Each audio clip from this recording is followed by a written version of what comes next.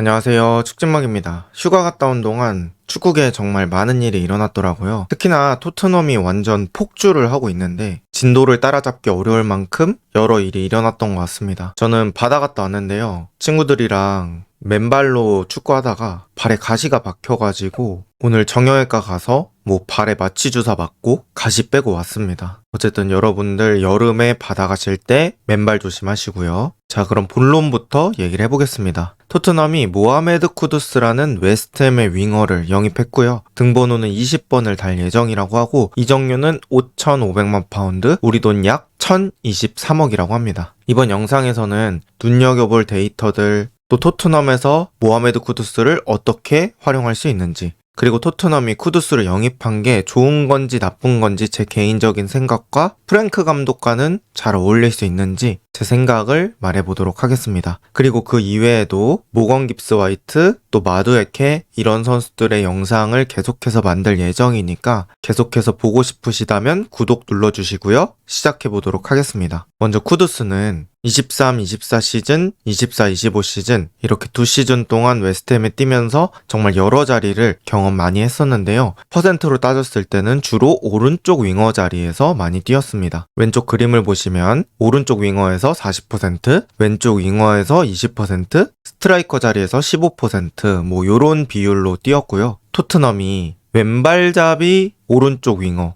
역발 타격가가 필요했었거든요. 그래서 토트넘에게는 아주 적절한 영입이 될 수 있을 것 같습니다. 쿨루셉스키라는 왼발잡이 역발 윙어가 있긴 하지만 이 프랭크 체제에서는 스피드가 되게 중요시 되거든요. 그랬을 때 이 쿨루셉스키라는 선수가 적합하지 않을 것 같다는 예측들이 많았고 브렌트포드의 음부모랑 비슷한 유형의 선수로는 쿠두스가 더 적합하지 않나 이렇게 생각을 합니다. 지금 그림에서 알 수 있듯이 멀티 포지션 가능한 선수고요. 이런 멀티 포지션이 가능한 선수가 왜 좋냐? 교체할 때 변화주기가 되게 좋습니다. 예를 들어서 오른쪽 윙어에 쿠두스를 선발 출전시켰는데 솔랑키가 너무 지쳐서 스트라이커 자리에 쿠두스를 배치하고 오른쪽 윙어에 존슨을 투입하는 그런 식의 변화를 생각해 볼 수 있겠죠. 당연히 로테이션에도 좋게 활용될 수 있고요. 어쨌든 이 쿠두스라는 자원 여러모로 토트넘에게는 도움이 될 가능성이 보입니다. 또 이 드리블 데이터에서 쿠두스가 상당히 눈에 띄는 그런 장점들을 보여주고 있어요. 지금 왼쪽의 그림은 드리블 관련된 그림이라고 보시면 되는데 가로축, X축은 90분당 드리블 시도 횟수입니다. 그리고 Y축, 세로축은 드리블 성공률이라고 보시면 되는데요. 쿠두스가 프리미어리그에서 90분당 드리블 시도 2위입니다. 7.2회고요. 그리고 드리블을 한두 번 성공해가지고 적은 표본이랑 다 같이 비교했을 때는 좀 통계가 왜곡되는 부분들이 있겠죠. 그래서 드리블 최소 75회 이상한 선수들로만 따졌을 때는 쿠두스가 드리블 성공 횟수 2위라고 합니다. 드리블 성공률도 꽤 좋은 편이라고 볼 수 있고 또 단적으로 이 도쿠라는 선수가 드리블에서는 독보적인 면들을 보여주고 있는데 우리가 생각해봐야 될 건 웨스트햄은 지난 시즌 좋지 않았고요. 맨시티는 소유권을 많이 가져가는 팀입니다. 그러다 보니까 그런 상황에서는 도쿠에게 드리블할 여유가 더 주어지는 거고 절대적으로 드리블 시도 횟수가 많아질 수밖에 없는 것 같습니다. 그래서 그런 것까지 고려했을 때는 이 쿠두스라는 선수가 웨스트햄이 지난 시즌 부진했는데도 불구하고 좋은 드리블 퍼포먼스를 보여줬다 이렇게 이해하시면 될 것 같아요. 그래서 토트넘에서는 어떻게 활용될 수 있는지 제가 한 5가지 정도 생각을 해봤는데요. 첫 번째 활용법은 존슨식 마무리입니다. 존슨이 토트넘에서 골로서 자신의 존재감을 보여주는 선수잖아요. 오른쪽에 있다가 마치 섀도우 스트라이커처럼 박스 안으로 침투해서 마무리 딱 하는 그런 모습들이 많았죠. 유로파리그 결승전에서도 그랬고요. 다른 경기에서도 존슨의 이런 득점이 토트넘에게 많은 이득들을 가져다 줬습니다. 그 과정에서 쿠두스도 비슷한 식의 마무리가 가능한 거죠.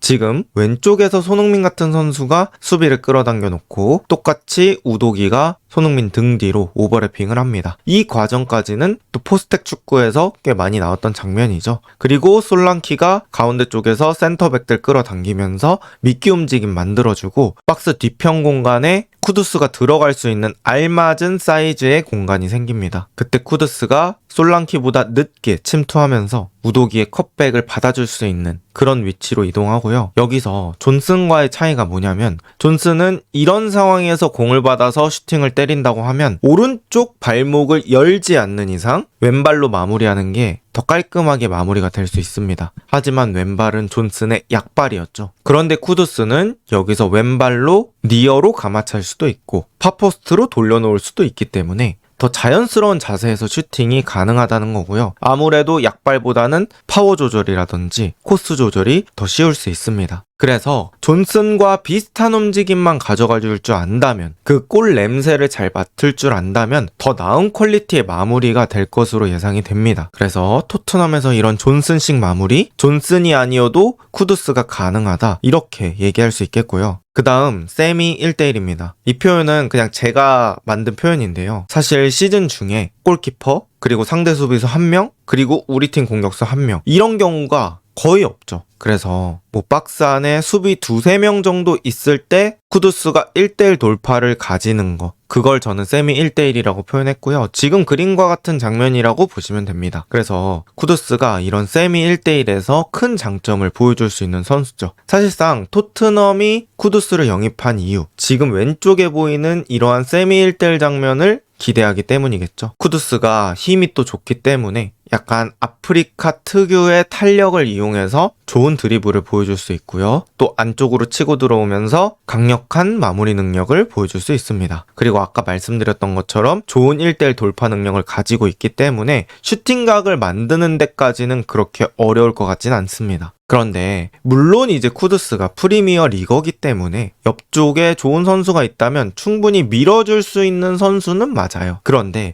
이 선수가 가지고 있는 장점이 플레이메이킹에 집중되어 있는 선수는 아니잖아요. 그래서 뭐 동료를 향한 엄청나게 창의적인 패스가 있다든지, 아니면 뭐 패스 강도를 미세하게 조절해서 동료의 슈팅 자세라든지 타이밍을 배려한다든지, 이런 부분은 전형적인 플레이메이커보다는 부족할 것 같거든요. 그래서 쿠두스는 자기가 자신 있는 그런 타격적인 면모에서 무언가를 보여줘야 되는 선수라고 생각합니다. 그래서 이런 세미 1대1 상황에서 직접 마무리하는 과정 꽤 많이 나올 것 같고요. 꼭 골을 넣지 않더라도 슈팅을 해서 공격 과정을 마무리한다는 그런 것도 큰 의미가 될 수 있거든요. 어쨌든 상대 골키퍼가 잡든 슈팅이 빗나가든 우리 팀 수비가 재정비할 수 있는 시간이 생기니까요. 이렇게 두 번째 활용법 세미 1대1 말씀드려봤고요. 세 번째 활용법은 역습 시작 시 솔로 볼음반입니다. 토트넘이 포스테코글루 감독일 때 지공을 플랜 A로 삼긴 했지만 아이러니하게도 득점은 역습에서 많이 나왔었거든요. 그리고 이 역습에서 득점이 많이 나올 수 있었던 이유가 선수 구성 자체가 저는 역습에 특화된 선수 구성이라고 보고 있거든요. 손흥민, 솔랑키, 존슨 셋 다 발 빠르고 마무리 능력 있는 선수이기 때문에 그렇게 해서 득점이 많이 나왔던 것 같습니다. 그런데 여기서 존슨이 빠지고 쿠두스가 들어간다고 하더라도 토트넘이 충분히 강력한 역습을 유지할 수 있고요. 이렇게 코너킥 수비 후에 뭐 쿠두스에게 던져놓으면서 쿠두스가 공 잡고 여러 명 돌파하면서 여러 가지 경우의 수를 만들 수 있겠죠. 뭐 드리블하면서 내가 돌파하기 힘들다, 내지는 공을 지켜내기 힘들다, 이런 판단이 들었을 때는 파울을 얻어낼 수도 있고요. 또 쿠두스가 이렇게 선수 3명을 끌어당겨 나왔을 때 옆쪽에서 뭐 손흥민이나 솔랑키 같은 선수가 지원 달리기를 해주면서 그쪽에서 프리한 찬스를 맞이할 수도 있겠죠. 비단 코너킥뿐만 아니라 일반적으로 상대가 공격하다 끊겨서 내지는 상대 패스미스로 인해서 역습할 때도 쿠두스가 이런 보름반에서 강점을 보여줄 수 있습니다. 이건 뭐 존슨이 없던 걸 쿠두스가 가져다 준다, 이런 느낌보다는 존슨이 가지고 있는 장점도 쿠두스가 유지해줄 수 있다, 이런 식으로 생각해 보시면 좋을 것 같습니다. 그 다음 활용법 네 번째는 지공식 크랙 역할입니다. 포스테코글루 축구 보실 때 토트넘이 크랙이 부족하다, 이런 말씀 많이 들어보셨을 거예요. 프랭크 감독이 포스테코글루보다는 지공을 덜 하긴 하지만 그래도 당연히 토트넘이 주도하는 축구를 할 때는 상대가 내려앉아서 그걸 깨는 과정들이 충분히 나올 수 있죠. 그랬을 때는 이 측면 자원들이 그 수비진의 블럭에 균열을 내줘야 합니다. 그리고 그런 균열을 내줄 수 있는 자원이 쿠두스라고 생각하고요. 이 오른쪽 윙어에 쿨루셉스키를 배치했을 때, 쿠두스를 배치했을 때 각자 다른 색깔로 활용할 수 있을 것 같고요. 쿨루셉스키가 소유가 강점이라면 쿠두스는 크랙 역할을 해줄 수 있는 게 강점이라고 볼 수 있겠습니다. 어쨌든 데이터로 봤을 때는 높은 1대1 성공률,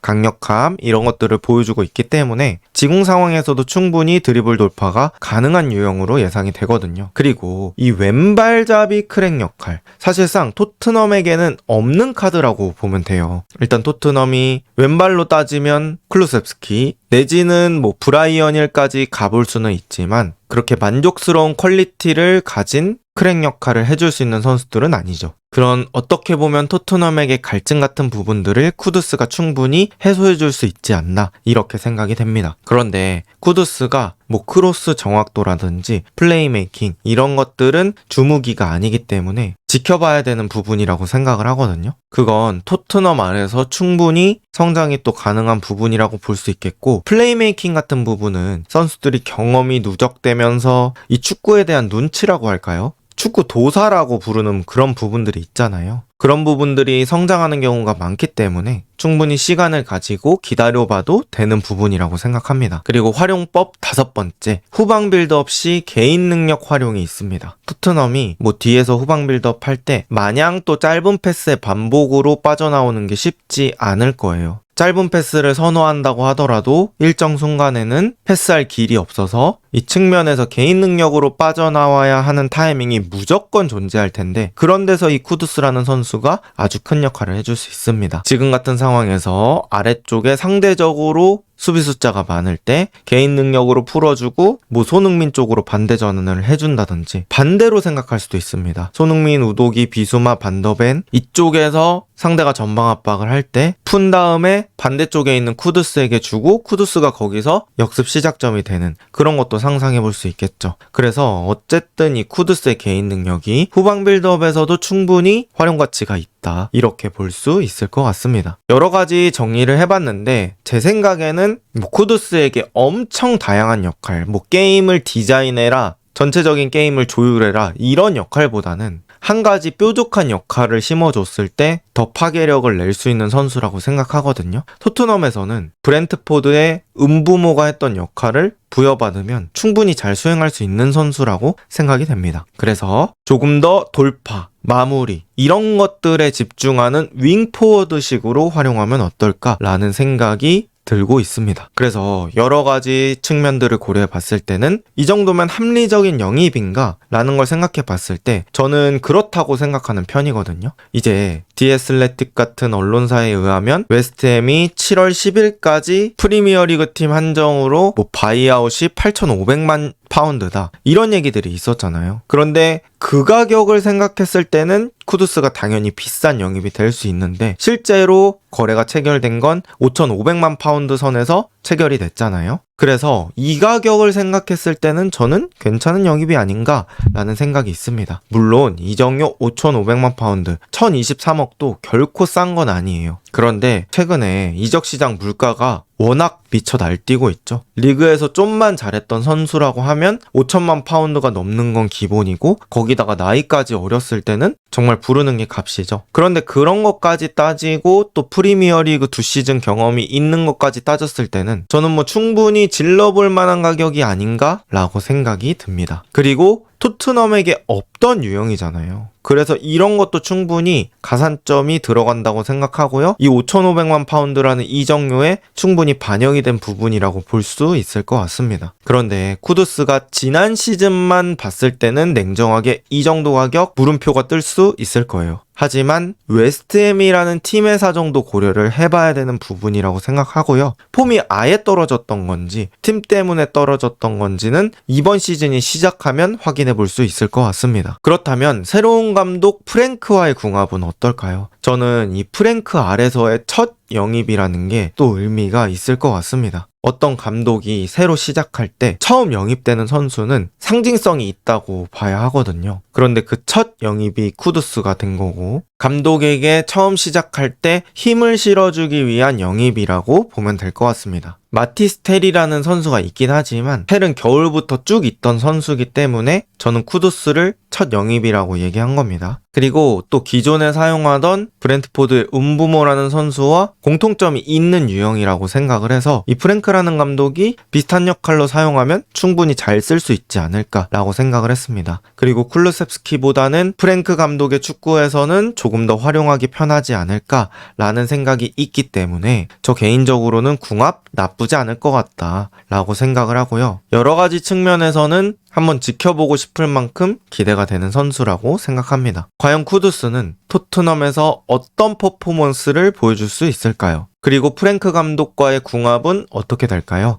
이번 영상은 여기까지입니다. 좋은 하루 보내세요.